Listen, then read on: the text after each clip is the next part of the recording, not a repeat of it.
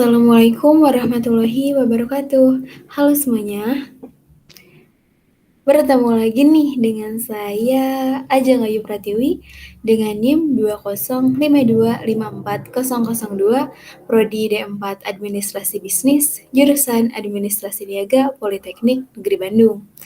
Nah, di video sebelumnya saya sudah membahas mengenai buku Better Than Before dengan judul bab pilar-pilar kebiasaan. Di video kali ini, saya akan melanjutkan pembahasan saya mengenai buku Better Than Before, tetapi dengan bab yang berbeda, teman-teman. Nah, bab yang akan saya bahas kali ini adalah bab yang berjudul Waktu Terbaik untuk Memulai. Jadi, teman-teman, setiap permulaan sesuatu itu pasti menyajikan sebuah kesempatan untuk kita dapat membentuk suatu kebiasaan, teman-teman. Karena sebuah permulaan memungkinkan dua elemen kuat untuk bersatu. Apa aja? Yang pertama, hal yang baru. Yang kedua, kebiasaan. Nah, sesuatu yang baru dari permulaan yang baru itu bisa menghapuskan kebiasaan kita sebelumnya dan bahwa ketidakhadirannya membuat kebiasaan baru mengambil alih. Jadi dengan sedikit usaha kita dapat mengambil keuntungan nih dari pintu kesempatan untuk membentuk kebiasaan yang kita inginkan. Nah, di dalam bab ini saya akan membahas 3 strategi yang memanfaatkan kekuatan mereka dari usaha baru, keadaan baru, dan ide baru. Nah, apa aja sih 3 strategi yang saya maksud?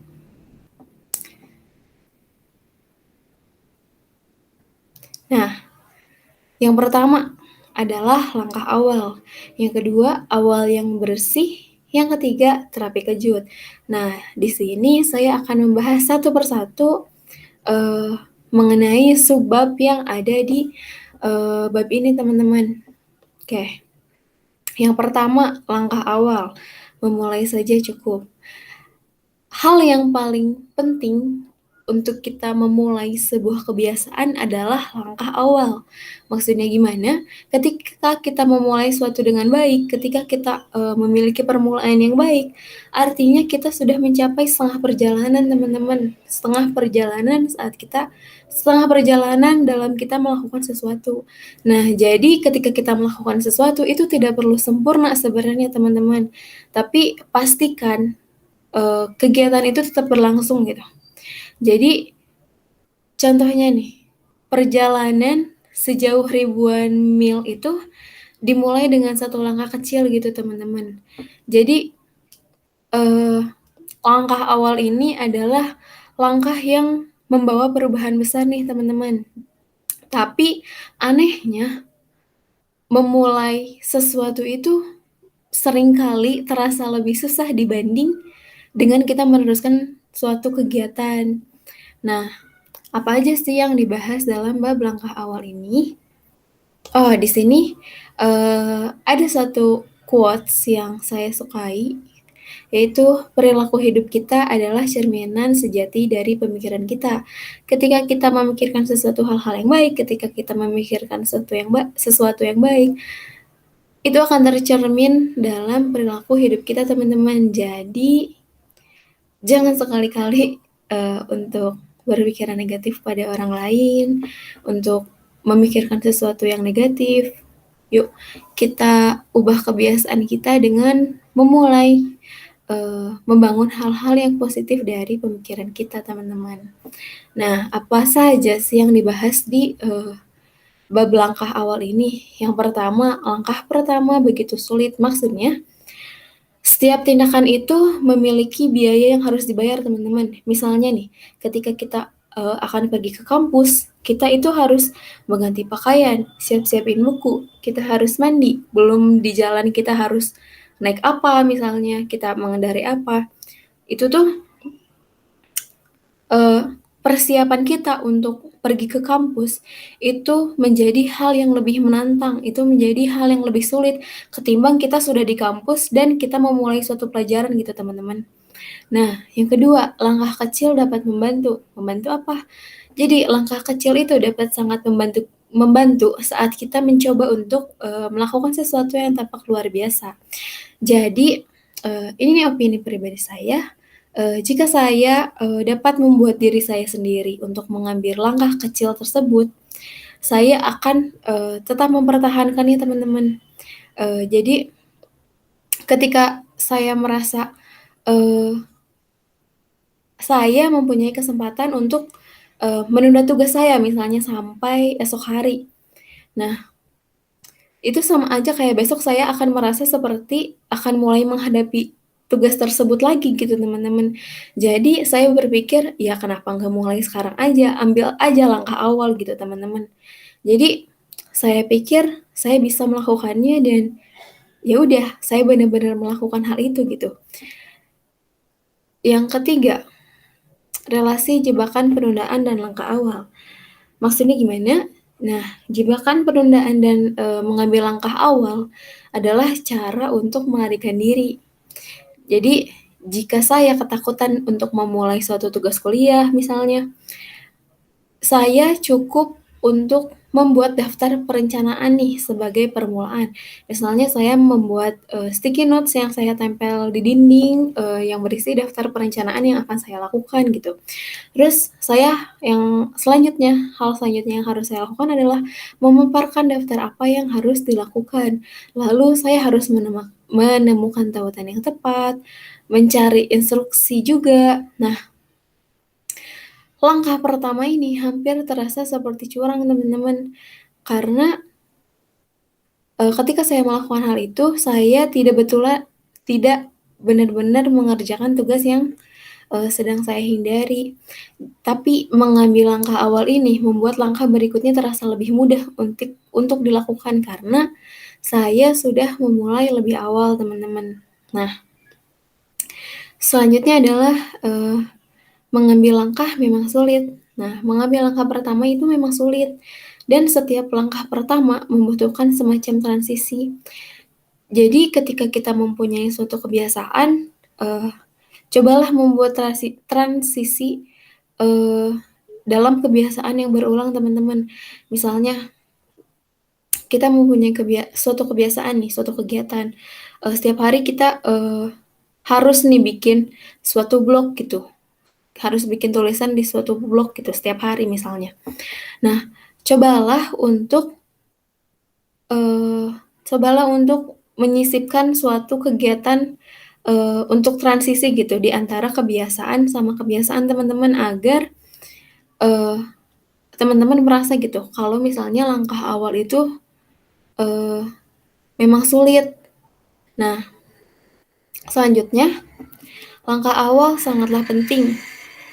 Jadi, eee, teman-teman harus coba untuk tidak goyah dalam bertindak, begitu teman-teman untuk memutuskan memulai suatu kegiatan nih. Karena jikalau teman-teman berhenti, jikalau teman-teman berhenti, teman-teman harus mengulang untuk mengambil langkah awal lagi, teman-teman.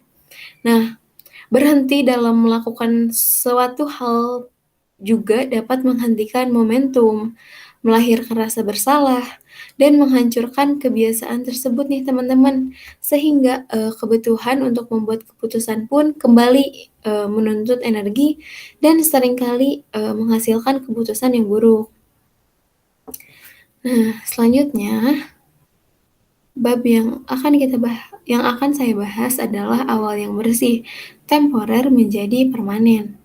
Nah, eee, awal yang bersih ini, jadi gini, dalam bab ini, setiap awal adalah waktu yang khusus. Jadi setiap awal adalah waktu dari kegiatan khusus dalam penciptaan kebiasaan. Nah, dan pada waktu tertentu kita mengalami masa pembersihan. Apa masa pembersihan itu sih sebenarnya? Jadi, di mana keadaan berubah dengan cara membuat permulaan baru jika kita diberikan kesempatan tersebut, teman-teman. Nah, apa aja sih yang dibahas dalam, bab awal yang bersih ini? Yang pertama ada titik mulai pembersihan. Jadi teman-teman, kebiasaan itu sebenarnya dapat diatur ulang saat ada perubahan dalam hubungan pribadi. Misalnya, ketika kita mengalami, pernikahan atau misalnya ada momen melahirkan, atau juga misalnya, saat, eee, lingkungan di sekitar kita berubah gitu. Misalnya kita jadi, pindah rumah nih misalnya ke apartemen baru, atau misalnya letak perabotan kita di rumah itu, berubah gitu. Atau misalnya beberapa aspek, besar dalam hidup yang berubah, misalnya kita mendapatkan pekerjaan baru, atau misalnya kita dipindahkan ke sekolah baru. Nah, ketika kita mengalami hal-hal tersebut, ketika kita mengalami hal-hal penting dalam hidup kita, itu tuh dapat mengatur ulang kebiasaan kita, teman-teman. Karena ketika kita, mendapat suatu momen yang penting dalam hidup kita, kita kayak, membutuhkan adaptasi gitu, teman-teman, untuk, memulai suatu kebiasaan baru gitu. Karena mungkin seringkali kebiasaan yang lama udah nggak bisa dilakuin nih, jadi kayaknya, kita membutuhkan kebiasaan baru untuk, tetap survive, teman-teman. Yang kedua ada momentum. Momentum dari awal yang bersih sebenarnya mudah banget terlewat begitu saja, dan seringkali kita tidak menyadari bahwa awal yang bersih memicu perubahan kebiasaan. Nah, karena kita adalah makhluk, dengan kebiasaan, teman-teman, tanpa pertama pada awal baru tersebut. Jadi seringkali, tak mudah, dihapuskan. Jadi teman-teman, kita harus memulai sesuatu itu dengan cara kita ingin terus melakukannya nih, teman-teman. Terus, strategi awal yang bersih juga dapat membantu kita meluncurkan kebiasaan baru dengan usaha yang lebih sedikit. Lalu, di dalam bab ini juga, dibahas mengenai rahasia masa dewasa. Pada intinya, jadi rahasia masa dewasa ini, mengacu pada apa yang kita anggap akan menjadi hal temporer, atau misalnya hal yang dengan jangka waktu pendek seringkali menjadi permanen, dan apa yang kita anggap menjadi, sebagai hal yang permanen seringkali terbukti hanya temporer. Lalu ada kejutan awal yang bersih, maksudnya apa? Jadi awal yang bersih ini sering banget nih membuat kita terkejut. Wah, kenapa? Jadi awal yang bersih, itu menawarkan kesempatan luar biasa untuk membentuk kebiasaan baru. Nah, tapi hal itu dapat mengganggu kebiasaan baik seseorang dengan menghilangkan isyarat yang berguna atau menghentikan rutinitas yang positif. Nah, rutinitas itu apa sih sebenarnya? Rutinitas adalah rantai kebiasaan, dan bila ada satu titik yang melemah secara signifikan, maka dapat, mengganggu rantai kebiasaan secara keseluruhan. Selanjutnya ada terapi kejut, data satu orang.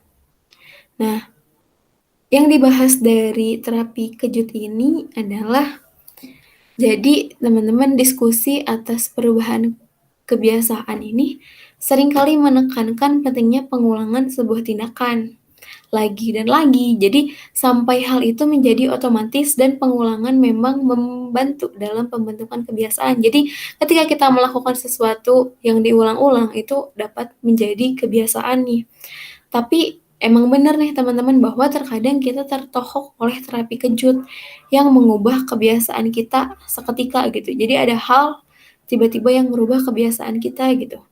Jadi kita dipaksa untuk menghadapi beberapa ide baru, dan tiba-tiba sebuah kebiasaan baru mengganti kebiasaan lama tanpa persiapan, tanpa langkah awal, tanpa ragu-ragu, dan kita harus melewati fase sebelum dan sesudah dalam waktu sekejap gitu karena terapi kejut ini.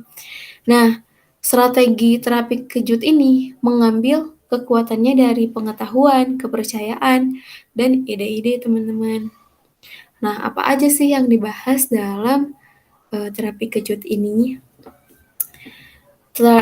Strategi yang efektifnya. Jadi, terapi kejut ini sebenarnya adalah strategi yang efektif, tapi sayangnya nyaris tidak mungkin untuk hadir dengan perintah, teman-teman.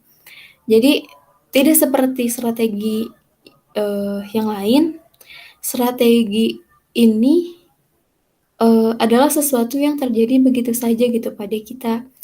Nah, hal yang memicu terapi kejut misalnya ada diagnosis, kematian, pernikahan, ulang tahun, dan lain-lain. Karena kita dihantam dengan beberapa ide baru yang mengguncang kita menuju perubahan. Nah, jadi simpelnya ketika kita, eee, apa ya, ketika kita dihadapkan dengan suatu keadaan baru, maka kita harus ya kan, biasanya keadaan-keadaan baru itu datang secara tiba-tiba ya teman-teman, dan kita, eee, diharuskan untuk menghadapi itu secara tiba-tiba. Nah, jadi kita harus memaksa diri kita sebelum dan sesudahnya secara tiba-tiba teman-teman, dan kita juga harus adaptasi dengan, keadaan baru yang datang secara tiba-tiba. Nah, biasanya hal itu tuh memicu, perubahan kebiasaan. Yang kedua, kejutan dari terapi kejut. Maksudnya, terapi kejut ini sangat mengejutkan teman-teman. Kenapa? Karena terapi kejut ini membawa perubahan yang tidak terduga dan tampaknya tidak memiliki penyebab yang jelas karena datangnya sangat tiba-tiba dan tidak bisa diprediksi. Yang ketiga, melanggar asumsi. Maksudnya, strategi terapi kejut ini melanggar asumsi. Asumsi, jadi, ada yang berasumsi bahwa kebiasaan paling bertahan saat mereka bertambah secara bertahap. Beberapa orang mengabaikan atau menolaknya. Tetapi, jika langsung gitu ya, jika langsung maka terapi kejut dapat menjadi sangat kuat. Jadi nih teman-teman, kita harus memperhatikannya dan memanfaatkan perubahan seketika. Karena perubahan instan setiap kali kita merasakannya bekerja dalam pikiran kita, teman-teman. Nah, sebenarnya sudah habis bahasan kita, mengenai, eee, bab ini teman-teman. Nah, eee, saya sudah membahas 3 subbab juga nih teman-teman dari awal sampai akhir. Slide selanjutnya adalah ucapan terima kasih. Jadi, terima kasih kepada teman-teman sekalian yang sudah memperhatikan dan mendengarkan penjelasan saya dengan baik. Nah, apabila terdapat kekurangan, itu datangnya dari diri saya sendiri. Jadi, saya memohon maaf apabila banyak kekurangan, ketika saya menyampaikan hal ini ya teman-teman. Dan terima kasih sudah menyimak, sudah menonton. Kita bertemu di pembahasan, buku Better Than Before, eee, di video selanjutnya ya teman-teman. Jadi saya pamit undur diri. Wabillahi taufiq wal hidayah. Wassalamualaikum warahmatullahi wabarakatuh. Bye-bye.